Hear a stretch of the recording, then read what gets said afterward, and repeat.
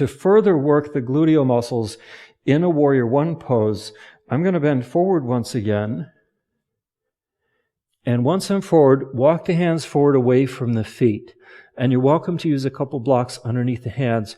The standing leg, your right leg, you're going to bend it a little bit so you can shift the weight to the right and pick the left leg up. Now with this knee bent, you're grounding through the heel, feeling how the buttock muscle is supporting you with the hips basically level. Not lifting like this, not dropping down, right in between, and keeping the hips level. See if you can rotate the leg out slightly without the hip turning. Just rotating on the ball of the big toe. Rotate the leg back in, take the leg back down.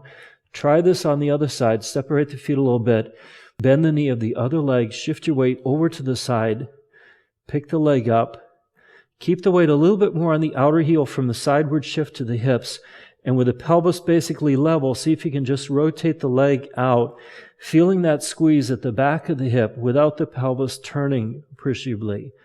Exhaling, rotate out, inhale back in, and then take that leg back down. Take the hands on the hips, abduct the thighs, and inhale up, lengthening through the core.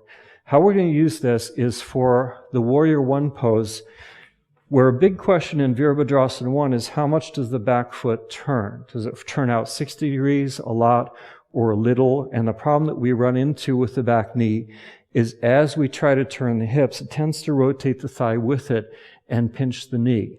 We want to get the leg steady and also have it rotated just enough to allow the hip to come forward slightly without necessarily twisting the knee. To accomplish this, I'm going to bend forward, touch the earth.